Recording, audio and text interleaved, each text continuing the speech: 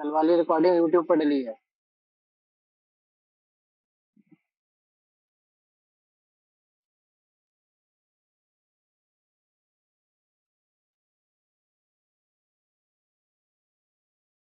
कल वाली तो चल रही ना यूट्यूब वाली।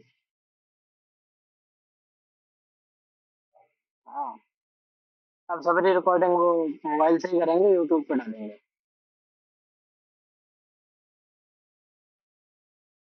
क्या? हम्म।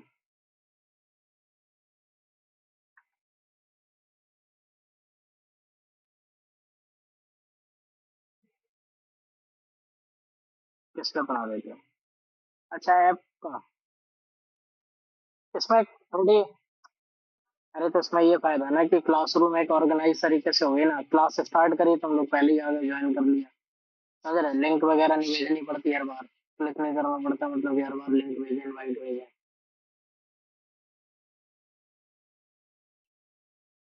और थोड़ा पता रहता है कि क्लास में है कौन कौन, मतलब अटेंडेंस भी लग जाती है इसमें अपने आप की, कौन कौन आया कौन कौन नहीं आया।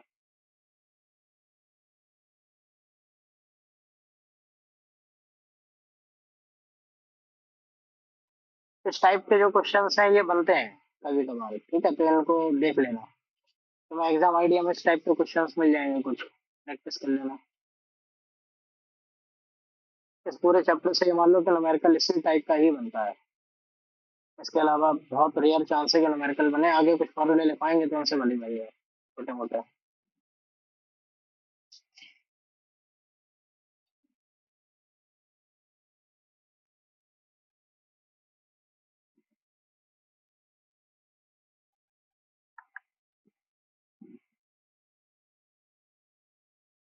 हाँ।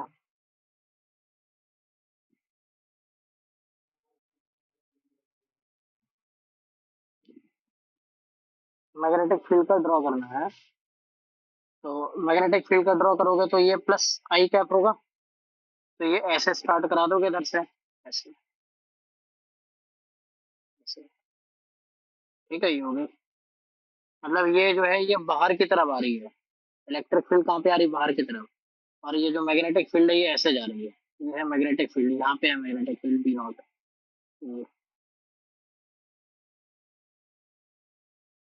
ठीक है।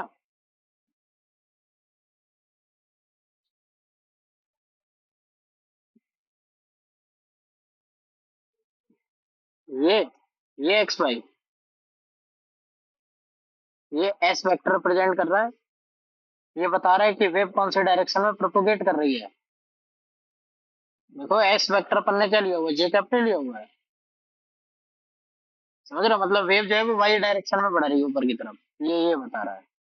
और जिस डायरेक्शन में इलेक्ट्रिक फील्ड बढ़ेगी उसी में मैग्नेटिक फील्ड भी बढ़ेगी, तो ये चीज तो मैं सीधी कॉपी कर देनी है, याद है। ठीक है, कोई भी चीज चेंज नहीं होगी, साथ में ही बढ़ेंगे। सेम फ्रिक्वेंसी होगी, सेम के होगा, सेम टाइम होगा, सेम डिस्प्लेसमेंट, सब सेम होगा ये। क्या कर रहा है एक्स एक्सेस पे? तो वो कल हमने बताया तो था, कल जो कराया था वो यही तो था तुम्हारा। अपन लोगों ने माना था E y is equal to, क्या माना था? E naught sine omega t minus k x. कल जो कराया था वो इसी के ऊपर तो कराया था। किसी भी डायरेक्शन के अलोंग तुम्हें बोल सकते हैं, तुम्हें मान लो ऐसे ना देके ऐसे दे देते, E is equal to E naught sine omega t और ये प्लस के एक्स, ऐसे दे देते हैं। तो इसका मतलब क्या होता?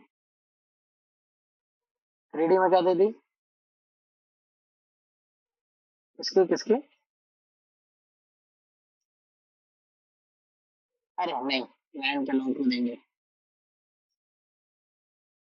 लाइन के लॉन्ग देंगे तो फिर तुम्हें परपेंडिकुलर वेक्टर वगैरह बनाने आने चाहिए, और सभी को नहीं आता ना।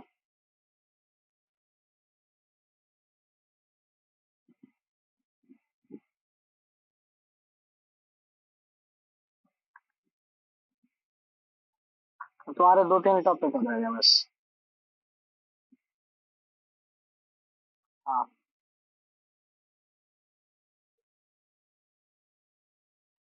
ये बताता है कि इलेक्ट्रिक फील्ड की वैल्यू टाइम के साथ में और पोजीशन के साथ में कैसे बदल रही है। किसी भी टाइम टी पे, किसी भी पोजीशन वाई पे इलेक्ट्रिक फील्ड की वैल्यू क्या है ये पता चलेगा। जैसे मान लो तुम्हें लिख के बता दें तो ये कुछ ऐसे होता है। जैसे बोला कि E z is equal to E naught, इसकी सम वैल्यू होगी, ये वैल्यू है मान लो 100, मतलब इलेक्ट्रिक फील्ड जो है उसकी मैक्सिमम वैल्यू कितनी है, 100 है। ठीक है। आगे लगा होगा साइन, अंदर होगा ओमेगा इंटू टी। अभी ओमेगा जो है वो मान लो है कितना 50 है, तो ये हो जाएगा 50 इंटू टी, माइनस के जो है वो मान लो है कितना के है 5। ठीक है। और वाई, ऐसी होती है रियल इक्वेशन। इसमें ये है ई नॉट, मतलब इलेक्ट्रिक फील्ड की मैक्सिमम वैल्यू, ये है ओमेगा फ्रिक्वेंसी, ये है वेव कांस्टेंट के प्रोपोगेशन कांस्टेंट भी बोलते हैं इसी को। ठीक है। अब मान लो तुमसे हमने बोला कि इलेक्ट्रिक फील्ड की वैल्यू बताओ 0.2 सेकेंड बाद, कितने बाद, 0.2 सेकेंड बाद। ठीक है। इसके अलावा 1 सेंटीमीटर दूर, कितने दूर, 1 सेंटीमीटर दूर, मतलब वहां से वेव चलना स्टार्ट हो गई होगी, है ना, ये जीरो माना तो तुमने इसको ओरिजिन माना अपना। ठीक है। तो हमने बोला कि वाई एक्सेस में 1 सेंटीमीटर दूर, 1 सेंटीमीटर मान लो ये हुआ, इधर हो गया 1 सेंटीमीटर। ठीक है। तो इस पोजीशन पे 0.2 सेकेंड बाद इलेक्ट्रिक फील्ड की वैल्यू क्या है ये बताना है। समझ पा रहे क्या बोल रहे हैं? 1 सेंटीमीटर दूर एक पॉइंट है स्पेस का, उस स्पेस के पॉइंट के ऊपर इलेक्ट्रिक फील्ड की वैल्यू 0.2 सेकेंड बाद कितनी है, वो ये वाली इक्वेशन बताएगी। जब इसमें वैल्यू रखोगे तो क्या आएगा, E z is equal to 100 sine 50 into time की जगह पे रखोगे 0.2 माइनस ये 5 इंटू वाई की जगह पे रखोगे 1 सेंटीमीटर, मतलब 0.01 मीटर में कन्वर्ट करोगे ना तो ये हो जाएगा। समझे? अब इसको सॉल्व कराओगे तो ये आएगा 100 साइन, यहाँ पे पॉइंट हटाओगे नीचे 10 जाएगा, जीरो से जीरो कटेगा ये 10 हो जाएगा, माइनस ये कितना आ जाएगा, ये आ जाएगा तुम्हारा 0. ये पॉइंट हटाओगे नीचे 100 डिवाइड में आ जाएगा 0.05, है ना, तो ये आ जाएगा 100 साइन, और 10 में से ये 0.05 घटा दोगे तो कुछ सम तुम्हें एंगल मिल जाएगा, है ना, तो ये 9.95 आ जाएगा। अब साइन 9.95 की वैल्यू अगर अगर गूगल करोगे तो उसमें कुछ आ जाएगा, है ना, जो भी वैल्यू होगी उसका मल्टीप्लाई 100 से करोगे इलेक्ट्रिक फील्ड की वैल्यू हो जाएगी। किसी के हाथ में गूगल हो तो बता दो तो तुम्हारा निकाल के बता दे आंसर, रेडियन में ही है। तुम जहाँ गूगल पे लिखोगे साइन 9.95 तो वो रेडियन में ही आंसर निकाल के देगा तुम्हें।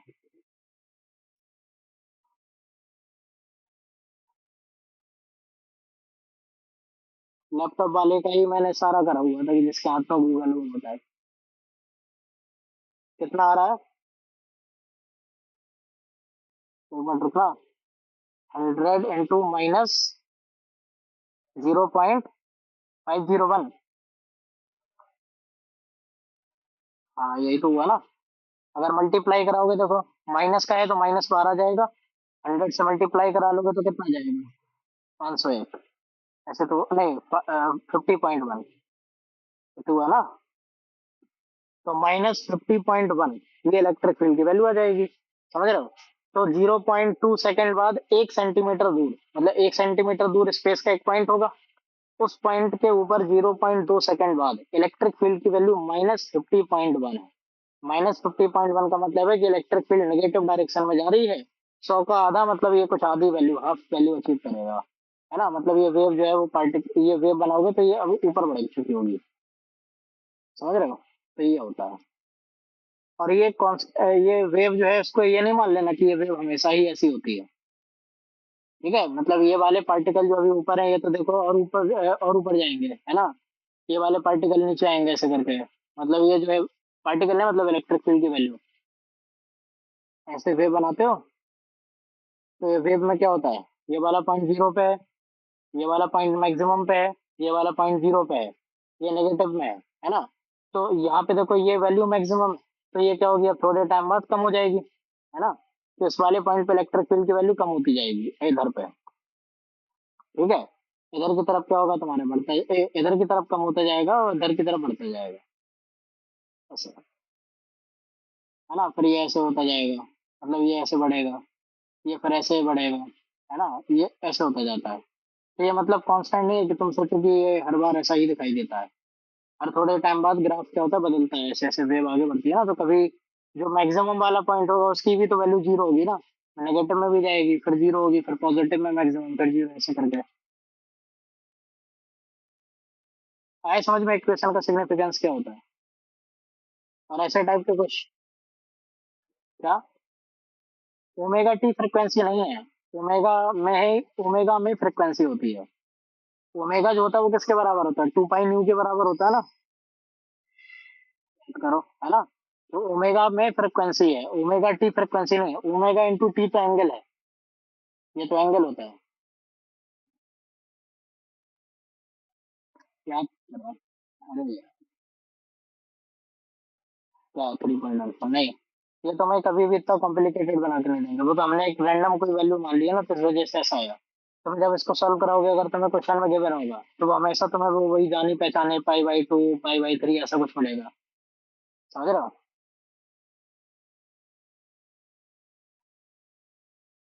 यहाँ से देख लो, अगर एंगल को कंफर्म नहीं है, ओमेगा किसके बराबर होता है? थीटा पॉइंट टी होता है। तो थीटा इज इक्वल टू कितना हो जाएगा? ओमेगा टी नहीं होगा? ये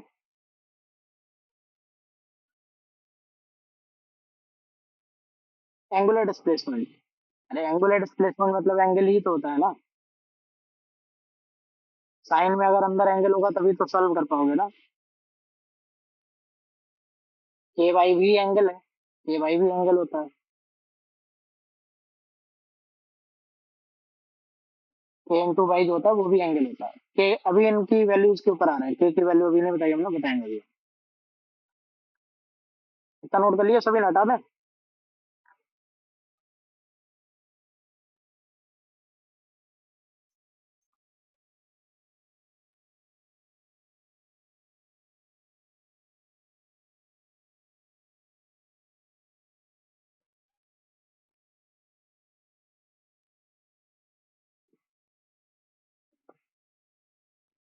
चलो ठीक, देखो, इलेक्ट्रोमैग्नेटिक वेव के ऊपर ही अपन को उसकी प्रॉपर्टीज और जो वेव की इक्वेशन में जो टर्म है उनको थोड़ा थोड़ा समझना है। तो इलेक्ट्रोमैग्नेटिक वेव में कुछ प्रॉपर्टीज होती है, उन प्रॉपर्टीज को अपन को जानना है। जिनमें से एक प्रॉपर्टी अपन जान चुके हैं, क्या होती है? It is transverse in nature, है ना। एक प्रॉपर्टी इलेक्ट्रोमैग्नेटिक वेव की अपन जान चुके हैं कि इलेक्ट्रोमैग्नेटिक वेव कैसी होती है, नेचर में ट्रांसवर्स होती है। दूसरा, it do not require any medium to travel. मतलब इलेक्ट्रोमैग्नेटिक वेव को किसी भी मीडियम की जरूरत नहीं है। वैक्यूम होगा तो भी ट्रेवल कर जाएगी, कोई दूसरा मीडियम होगा तो भी ट्रेवल कर जाएगी। लेकिन बस ये होता है कि दूसरे मीडियम में जाने के बाद में इसकी जो इंटेंसिटी है वो सप्रेस हो जाती है, स्पीड कम हो जाती है ना। तो इलेक्ट्रोमैग्नेटिक वेव जो होती है वो किसी भी मीडियम में चल सकती है, उसकी स्पीड कम हो जाती है या फिर वो खत्म हो जाती है। जैसे लाइट जो होती है वो दीवार से टकरा गई, तो टकराने के बाद में उसका कुछ पार्ट रिफ्लेक्ट होता है, और कुछ पार्ट क्या होता है यहाँ पे, एब्जॉर्ब हो जाता है, खत्म हो जाता है। ठीक है, तो ये चीज भी होती है यहाँ पे। तो इलेक्ट्रोमैग्नेटिक वेव जो होती है वो किसी भी मीडियम से टकराने के बाद में खत्म भी हो सकती है, और उसको आर पार क्रॉस भी कर सकती है। डिपेंड करेगा कि वो मीडियम कैसा है। जैसे जो ट्रांसपेरेंट मीडियम होते हैं उनमें इलेक्ट्रोमैग्नेटिक वेव आर पार निकल जाती है। और यहाँ पे अब ट्रांसपेरेंट वर्ड का मतलब कांच नहीं है। ठीक है, ट्रांसपेरेंट वर्ड जो है वो उसका मतलब, देखो तुमने जो पढ़ा हुआ था टेन, मतलब अपने छोटे क्लासेस में, तो ट्रांसपेरेंट वर्ड का मतलब होता था कि जिसमें से लाइट आर पार निकल जाए, है ना। लेकिन अब अपन लोग इलेक्ट्रोमैग्नेटिक वेव की भी बात कर रहे हैं। किसकी बात कर रहे हैं? Electromagnetic wave. और इलेक्ट्रोमैग्नेटिक वेव में जो लाइट है, जो हम लोग जानते हैं, जिसको बोलते हैं विजुअल लाइट, जो हमें दिखाई देती है, मतलब जिसकी वजह से ऑब्जेक्ट दिखते हैं, तो जो जिसकी वजह से ऑब्जेक्ट दिखते हैं वो वाली लाइट इस इलेक्ट्रोमैग्नेटिक वेव का एक छोटा सा पार्ट होती है। और इसमें बहुत सारी और दूसरे टाइप की वेव होती है। तो यहाँ अब ट्रांसपेरेंट वर्ड जब भी हम बोलेंगे, तो ट्रांसपेरेंट वर्ड का मतलब होगा ऐसे मीडियम जिनमें से कोई भी इलेक्ट्रोमैग्नेटिक वेव आर पार निकल जाए।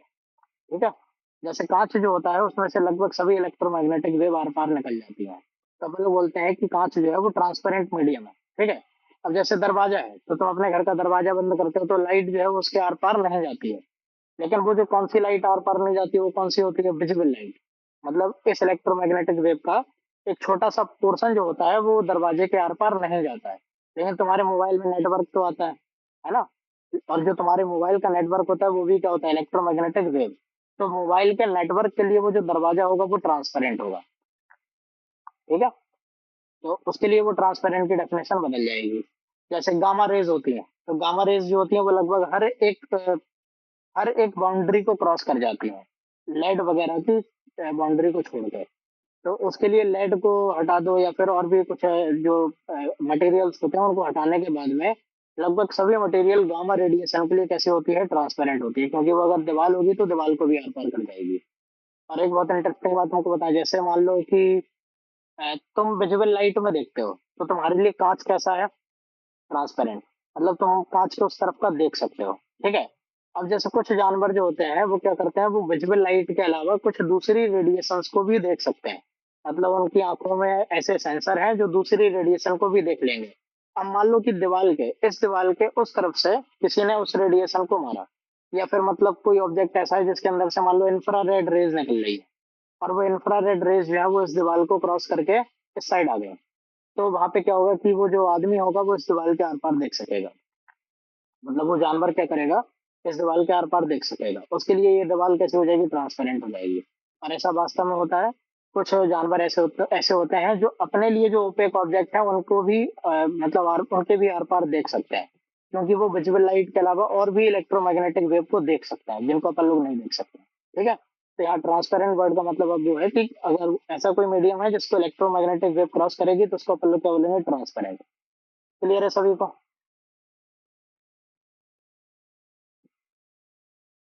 ठीक है। तो ये ट्रांसपेरेंट का मतलब है।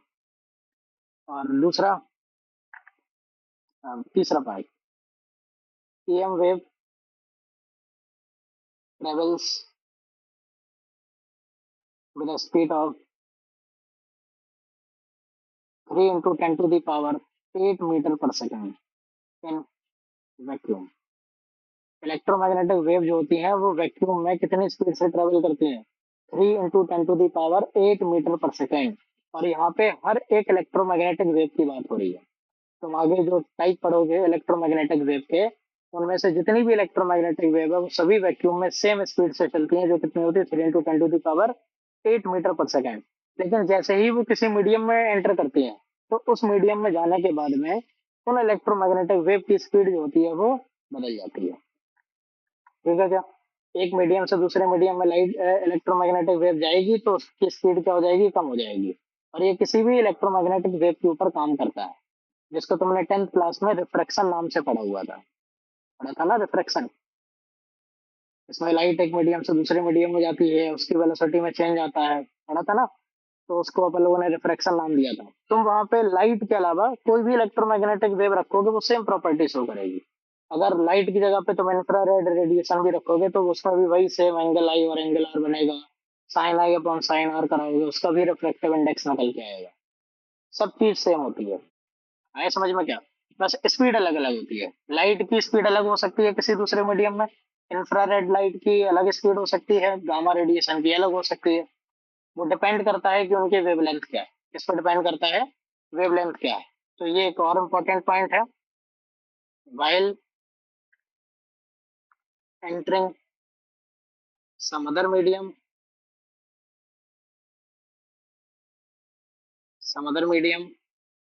frequency of EM wave do not change। जब कोई भी इलेक्ट्रोमैग्नेटिक वेव एक मीडियम से दूसरे मीडियम में जाती है तो उसकी फ्रिक्वेंसी में कोई भी चेंज नहीं आता है। क्योंकि तुम याद करो, हमने तुमको बोला था कि फ्रिक्वेंसी कहाँ से आ रही है। फ्रिक्वेंसी आ रही है जनरेटर से, फ्रिक्वेंसी आ रही है सोर्स से। फ्रिक्वेंसी किससे आ रही है, सोर्स से। तो क्योंकि फ्रिक्वेंसी सोर्स की प्रॉपर्टी होती है, जैसे बल्ब जो है वो लाइट बनाएगा, तो बल्ब तो उस मीडियम में नहीं जा रहा ना। जैसे तुमने क्या करा कि इस कमरे में पानी भर दिया पूरे में, मान लो पूरे में पानी भरा हुआ है, तो बल्ब से निकलने वाली लाइट जो है वो किसमें ट्रेवल करेगी, पानी में, है ना। पानी में स्पीड अलग होगी, एयर में स्पीड कैसी होगी, अलग। लेकिन बल्ब को तो नहीं पता कि लाइट जो है वो पानी में जाने वाली है। तो बल्ब तो अपने ही फ्रिक्वेंसी से बनाएगा ना लाइट को, है ना। तो बल्ब जो जिस फ्रिक्वेंसी से लाइट को एक बार बना देगा वही फ्रिक्वेंसी पानी में भी होगी। ठीक है। तो फ्रिक्वेंसी में इलेक्ट्रोमैग्नेटिक वेव में कोई भी चेंज नहीं आता है। किस में चेंज आता है? फिर चेंज आता है वेवलेंथ में। While entering some other medium, frequency of EM wave do not change. हाँ, lambda में चेंज आता है। EM wave do not change while wavelength changes. Wavelength जो है वो क्या होती है? बदल जाती है due to change of wavelength.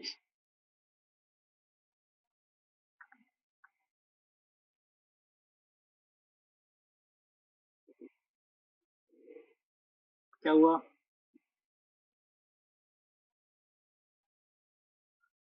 Wavelength में चेंज होने की वजह से स्पीड में भी चेंज आता है। ठीक है, इसका रीजन भी लिख लो, frequency do not change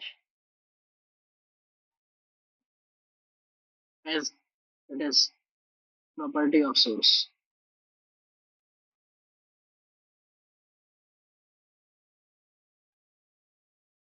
frequency क्यों नहीं बदलती है? क्योंकि वो सोर्स की प्रॉपर्टी है, इलेक्ट्रोमैग्नेटिक वेव की प्रॉपर्टी नहीं है। मतलब इलेक्ट्रोमैग्नेटिक वेव में है, कंटेंट है उसका, प्रॉपर्टी लेकिन किसकी है? सोर्स की है। सोर्स की वजह से फ्रिक्वेंसी बनती है। तो उसका वेवलेंथ चेंज होता है, वेवलेंथ चेंज होने से क्या चेंज होती है? स्पीड चेंज होती है। अब अगर किसी को ये चीज समझ में नहीं आई कि वेवलेंथ चेंज होने से स्पीड में क्यों चेंज होगा, तो याद करो वी का एक फॉर्मूला था, v is equal to nu into lambda. याद है सभी को? जब वेव का बेसिक कराया था तब कराया था हमने, है ना? वेव के बेसिक में क्या था? स्पीड इज इक्वल टू क्या होता है? New into lambda. अगर किसी को अभी भी दिक्कत है तो ये वी मतलब स्पीड है, ये न्यू मतलब ये फ्रिक्वेंसी है, और ये मतलब वेवलेंथ है। हमने क्या बोला हुआ है कि फ्रिक्वेंसी चेंज नहीं होती है लेकिन वेवलेंथ बदल जाती है। तो लाइट एक मीडियम से दूसरे मीडियम में गई, न्यू नहीं बदला लेकिन लैम्डा बदल गया, तो ओवरऑल वैल्यू बदल जाएगी, तो भी बदल जाएगा, स्पीड बदल जाएगी, है ना? तो ये उसका रीजन होता है। नोट कर लो इतना।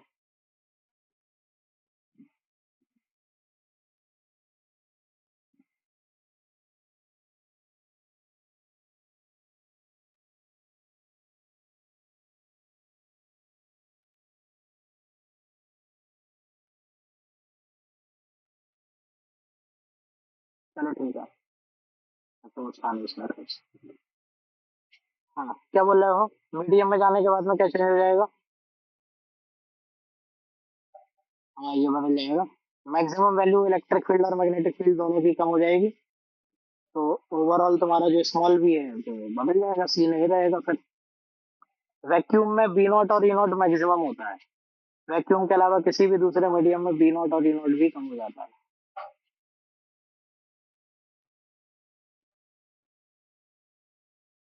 ठीक है, ऐसे अगर डायग्राम से समझा तो और क्लियर होगा।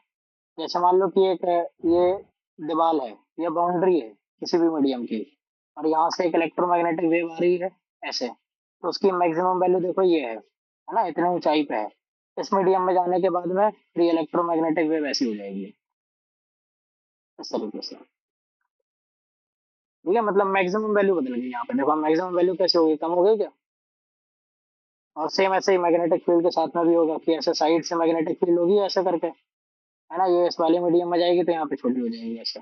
अब वो एक के ऊपर एक बनाना होता है, यहाँ पे इतनी मेहनत कौन होता है?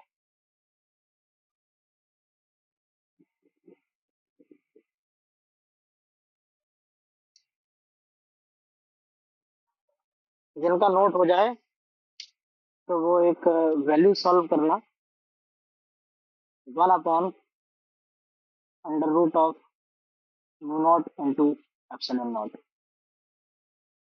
ये इसकी वैल्यू निकालो जिनका नोट हो जाए। कांस्टेंट है ना म्यू नॉट और एप्सिलॉन नॉट, सभी को याद होंगे थोड़े बहुत, नहीं हो तो गूगल कर लीजिए।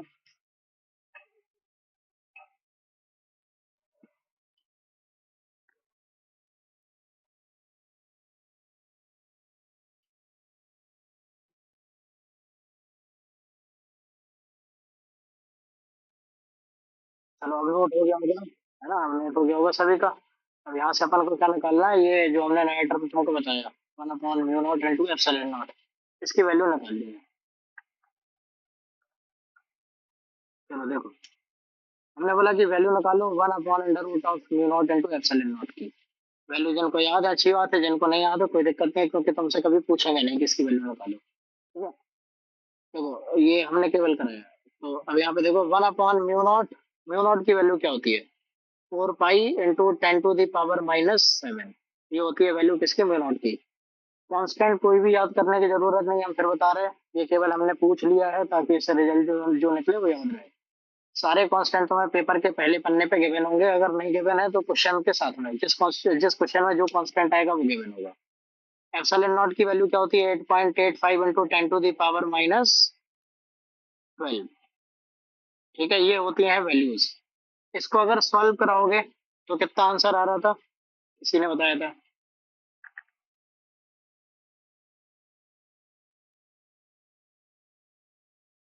कितना आंसर आया था? 0.299 इंटू 10 टू द पावर -9, कितना होगा, है ना? अब ये चीज जरा चेक करो, 10 टू द पावर -9 + 9। देखो ये वैल्यू आती है किसकी? 1/√ऑफ mu naught into epsilon naught की। अगर इस वैल्यू को गौर से देखोगे, तुम 10 की पावर 9 से एक वैल्यू इधर शिफ्ट करा दो, तो ये कुछ ऐसे बनेगा, 2.99 इंटू 10 टू द पावर 8। कितना बनेगा बताओ? इसको सॉल्व कराओगे तो यही आएगा, है ना? अभी देखो ये 2.99 इंटू 10 टू द पावर 8, ये क्या है? अगर इसको देखोगे तो 2.99 अप्रोक्स क्या है? 3 नहीं है? इंटू 10 टू द पावर 8, ये क्या आ गई? Speed of light. तो 1/√ऑफ mu naught into epsilon naught. जब कांस्टेंट ये पढ़ते हो तो तुम लोगों ने सोचा होगा, बोले हाँ ठीक है, कोई भी है कांस्टेंट, उससे क्या बन गया तो बन गया, है ना? लेकिन ये जो एप्सिलॉन नॉट, ये म्यू नॉट है, मतलब ये परमिटिविटी और ये परमेबिलिटी और फ्री स्पेस, ये कोई भी अरे गहरे कांस्टेंट नहीं है जो ऐसे ही आ गए, है ना? ये कांस्टेंट सोचो कितने ज्यादा इंपॉर्टेंट कि इनके एक रिलेशन ने, केवल इनके एक रिलेशन ने तुम्हें स्पीड ऑफ लाइट बता दी। तो सोचो कितने इंपॉर्टेंट ये वाले कांस्टेंट होंगे। समझ रहे हो क्या? इसका मतलब क्या है कि स्पीड ऑफ लाइट जो होती है, ये किसी भी स्पेस के रीजन की मैग्नेटिक फील्ड और इलेक्ट्रिक फील्ड प्रॉपर्टी पे डिपेंड करती है। क्या बोला हमने? कि लाइट की स्पीड जो होती है वो किसी भी रीजन के मैग्नेटिक और इलेक्ट्रिक परमेबिलिटी, इन पे डिपेंड करती है। मतलब उस जगह पे मैग्नेटिक फील्ड की प्रॉपर्टी क्या है, इलेक्ट्रिक फील्ड की प्रॉपर्टी क्या है, उस पे डिपेंड करेगा कि लाइट की स्पीड कितनी आती है। तो ये कितनी आ गई? मीटर पर सेकेंड। जब इनकी यूनिट्स निकालते हो तो यूनिट भी यही बनती है ना? तो 1/√ऑफ mu naught into epsilon naught जो है, ये किसके बराबर होता है? स्पीड ऑफ लाइट के बराबर होता है। तो इसको भी एक रिलेशन में डाल दो, C. C is equal to कितना होता है? 1/√ऑफ mu naught into epsilon naught होता है। और कुछ जगह पे यहाँ पे दोनों साइड में स्क्वायर करा देते हैं, तो इसी चीज को ऐसे भी देते हैं, C² = 1/म्यू नॉट इंटू एप्सिलॉन, है ना? बात एक ही है। रूट चढ़ा दोगे तो वही आ जाएगा वापस से। ठीक है, ऐसे याद करना, ऐसे याद कर लो, ऐसे याद करना तो ऐसे याद करना, हमने तो ऐसे याद करा हुआ है। ये रिलेशन जो होता है वो मैक्सवेल्स इक्वेशन से आता है, जो तुमने पढ़ी थी ना। कल कोई तो पूछ रहा था, बोले कि अरे ये तो छाप दिया इन्होंने, है ना? तो वो छापा नहीं था, उन्होंने भी बहुत सारा उसमें वर्क किया हुआ है एडिशनल, तो वो एडिशनल वर्क ये वाला है। कहाँ से ड्राइव हुआ, कैसे आया, अपन को कोई मतलब नहीं, आ गया बस। ठीक है, तो C = 1/म्यू naught into epsilon naught, relation important है, कभी कभार पूछ लेता है। तो स्पीड ऑफ लाइट के देखो तुमने दो तीन फॉर्मूले पढ़ लिए, एक तो ऐसे आता है, एक इस मेथड से आता है, दूसरा वेव की इक्वेशन से आता है, तीनों जगह से आएगा सेम।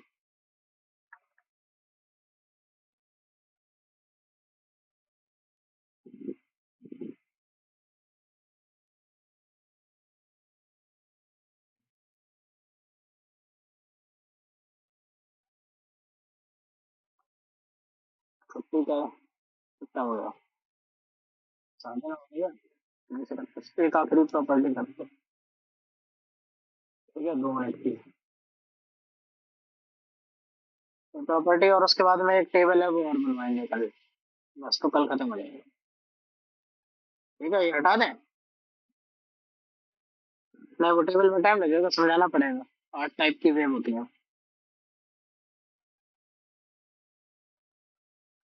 स्क्रीन शॉट ले लो, हटा दो।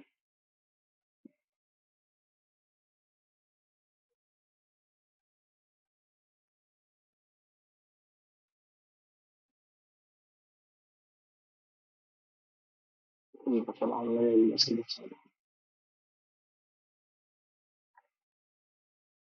देखो अब एक चीज और, कि इलेक्ट्रोमैग्नेटिक वेव जो होती है क्या उसके पास में मोमेंटम होता है क्या?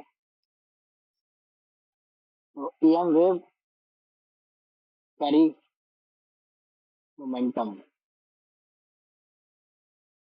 ईएम वेव जो होती है उनके पास में क्या होता है, मोमेंटम होता है, ठीक है। अब ये मोमेंटम जो होता है उसका कुछ फॉर्मूला भी होगा, तो मोमेंटम का फॉर्मूला होता है energy of electromagnetic wave divided by speed of electromagnetic wave. क्या होता है formula? Energy of electromagnetic wave divided by speed of electromagnetic wave. ये होता है momentum of electromagnetic wave. Clear है सभी को? ये भी रटना ही है, कैसे आया कोई मतलब नहीं। एनर्जी मोमेंटम का फॉर्मूला है यू बाई सी। अच्छा, अब इलेक्ट्रोमैग्नेटिक वेव के पास में मोमेंटम है, और मोमेंटम एक ऐसी क्वांटिटी होती है जो तुमने मैकेनिक्स में पढ़ी है, न्यूटन वाले में, है ना। मोमेंटम क्या होता है, ट्रांसफर होता है क्या एक बॉडी से दूसरी बॉडी में। जैसे एक बॉल चलती हुई दूसरी बॉल से टकराती है तो वो अगले वाली बॉल को क्या करती है, धक्का मारती है ना। तो वैसे ही अगर मान लो कोई एक इलेक्ट्रोमैग्नेटिक वेव के पास में हम बोल रहे हैं मोमेंटम है, तो मोमेंटम होने का मतलब क्या है कि अगर वो किसी बॉडी से टकराएगी तो उसको मोमेंटम ट्रांसफर करेगी। तो क्या अपने ऊपर मोमेंटम ट्रांसफर होता है जब बल्ब जलता है? होता है या नहीं होता है? नहीं होता है, क्योंकि वो नेग्लिजिबल होता है, जबकि होता है। जैसे सनलाइट के सामने अगर खड़े हो जाओ और अपने हाथ कैसे रखो, तो तुम्हारे हाथ के ऊपर जो सनलाइट पड़ेगी वो सनलाइट तुम्हारे हाथ के ऊपर अपना मोमेंटम ट्रांसफर कर रही है, साथ में जो एनर्जी सन से उसको मिली है उस एनर्जी को भी ट्रांसफर कर रही है। तो इसी वजह से तुम्हारे हाथ को हीट महसूस होती है, और मोमेंटम भी उसको ट्रांसफर होता है ना। तो वो मोमेंटम भी तुमको महसूस होता है, लेकिन वो इतने कम लेवल पे महसूस होता है कि तुम उसको हीट समझ के इग्नोर कर देते हो। आए समझ में? और इसी वजह से अब मैं एक एक्सपेरिमेंट हुआ था जिसमें अपन लोगों ने ये कैलकुलेट करा था कि जैसे अगर लाइट मोमेंटम ट्रांसफर करती है तो वो अपने ऊपर प्रेशर भी एक्सर्ट करेगी, क्योंकि मोमेंटम ट्रांसफर करने का मतलब है फोर्स एक्सर्ट करना, फोर्स का मतलब है प्रेशर एक्सर्ट करना, है ना। तो इसी वजह से फिर अपन लोगों ने कैलकुलेट करा था कि सनलाइट जो होती है वो कितना प्रेशर एक्सर्ट करती है। तो वो प्रेशर जो होता है वो बहुत ज्यादा नेग्लिजिबल आता है, 10⁻⁻11 कुछ का ऑर्डर होता है उसका, ठीक है। तो वो बहुत ज्यादा छोटा होता है, लेकिन होता है, मतलब एग्जिस्ट करता है। तो मोमेंटम भी होता है इलेक्ट्रोमैग्नेटिक वेव के पास में, साथ में एनर्जी भी होती है। यू कितना होगा, energy of EM wave. EM wave के पास में जो एनर्जी है वो दो जगह पे होती है, इलेक्ट्रिक फील्ड और मैग्नेटिक फील्ड।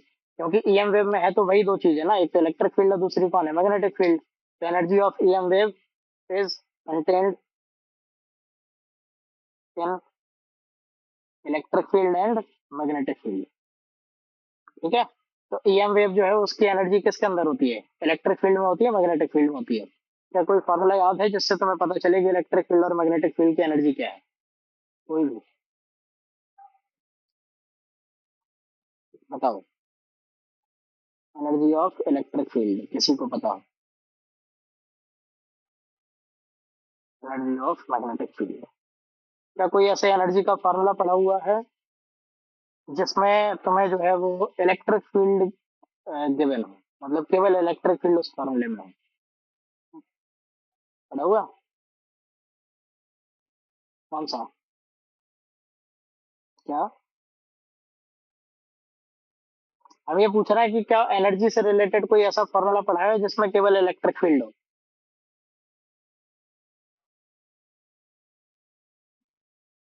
हाँ, 1/2 एप्सिलॉन नॉट ई स्क्वायर। क्या होती है वो, एनर्जी डेंसिटी, है ना। तो एनर्जी ऑफ इलेक्ट्रिक फील्ड लिखा है। हाँ, एनर्जी डेंसिटी लिखेंगे, उसमें क्या लिखेंगे, एनर्जी डेंसिटी। इसको भी करेक्ट कर लेना नीचे वाले को। Energy density of electric field कितना होता है? ये होता है 1/2 एप्सिलॉन नॉट ई स्क्वायर। कितना होता है? 1/2 epsilon naught E square. Magnetic field की याद है क्या? हमने याद करना बताया भी था कि कैसे याद करना है। सब सेम होगा। 1/2 एप्सिलॉन नॉट को किससे रिप्लेस कराते हो, म्यू नॉट से। इलेक्ट्रिक फील्ड का सर इलेक्ट्रिक फील्ड का एप्सिलॉन नॉट जहाँ पे होगा मैग्नेटिक फील्ड का उल्टा होगा, मतलब म्यू नॉट कहाँ पे होगा, डिवाइड में। ऊपर इलेक्ट्रिक फील्ड का स्क्वायर है तो इसमें किसका स्क्वायर करा दो, मैग्नेटिक फील्ड का स्क्वायर करा दो, बस हो गया। मतलब इसको ऐसे लिखेंगे 1/2 v square upon mu naught, ये होता है। आया समझ में? तो ये एनर्जी डेंसिटी है मैग्नेटिक फील्ड की, एनर्जी डेंसिटी है इलेक्ट्रिक फील्ड की। टोटल एनर्जी किसके बराबर होगी? दोनों के सम के बराबर। तो टोटल एनर्जी डेंसिटी कितनी होगी? Total energy density small you बना रहे हैं हम यहाँ पे, ठीक है। स्मॉल यू किसके बराबर होगी? होगी 1/2 epsilon naught E square plus 1/2 v square upon mu naught, इसके बराबर होती है। जब इसको अपन लोग सॉल्व करते हैं तो ये दोनों एक दूसरे के बराबर आती है। Energy density of electric field is equal to energy density of magnetic field. बहुत इंपॉर्टेंट चीज है कि यहाँ पे जो 1/2 एप्सिलॉन नॉट ई स्क्वायर होता है, ये किसके बराबर होता है? 1/2 म्यू नॉट वी स्क्वायर के बराबर आता है, ठीक है। जब ये एक दूसरे के बराबर है तो ऐड कराओगे तो टोटल एनर्जी डेंसिटी किसके बराबर आ जाएगी? एप्सिलॉन नॉट ई स्क्वायर के, या फिर v square by mu naught के। ये चीज तो मैं घर से प्रूव करनी है कि कैसे पता चले, करा चुके हैं हम, मतलब ये डायरेक्टली नहीं कराया हुआ है। तो मैं अभी तक जितने भी फॉर्मूले कराए हैं उनमें से किसी एक फॉर्मूले में जुगाड़ कुछ बैठेगी और उसके बाद में ये दोनों एक दूसरे के बराबर प्रूव हो जाएंगे, ठीक है। ये इलेक्ट्रोमैग्नेटिक वेव की जितनी भी प्रॉपर्टीज है वो सारी हमने तुमको करा दी। कोई एक आधा अगर हमें ध्यान आती है तो फिर हम वो कल कराएंगे। ये चीज समझ पाए क्या? ये नहीं समझे होगे कि इधर से ये कैसे हो गया, है ना। तो वो तो हमने तुमको बोला हुआ है कि ये तो तुम्हें प्रूव करना है। नहीं कर पाओगे तो कल तो हम कराएंगे, है ना, लेकिन कोशिश करना कर पाओ। अभी तक जितने फॉर्मूले कराए ना, आज के दिन में जितने फॉर्मूले कराए हैं, उनमें से किसी एक फॉर्मूले से हो जाएगा।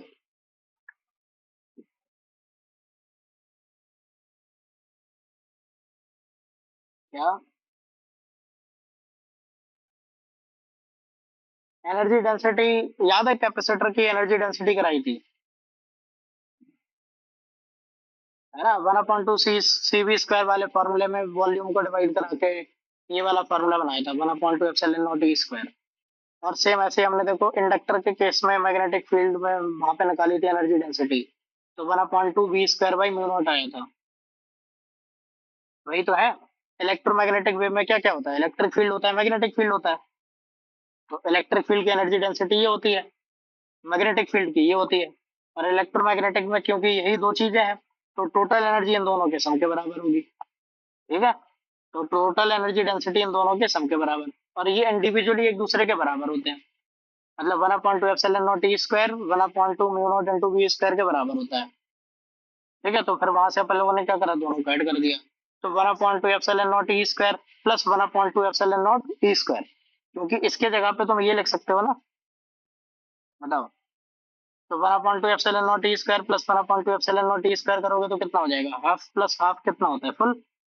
तो ये एप्सिलॉन नॉट ई स्क्वायर हो गया, हाफ हट गया, है ना। सेम तुम क्या कर सकते हो? 1/2 एप्सिलॉन नॉट ई स्क्वायर की जगह पे क्या लिख सकते हो? V square by two mu naught. तो v square by two mu naught plus v square by two mu naught, तो फिर हाफ और हाफ कितना हो गया? फुल। तो 1/2 हट गया तो आ जाएगा v square by mu naught, समझे? तो ये हो जाती है एनर्जी डेंसिटी। वो देखना भाई घर पे, हमने हिंट तो तुमको दे दिए कि आज के लेक्चर में जितने फॉर्मूले थे उनमें से किसी एक से हो जाएगा।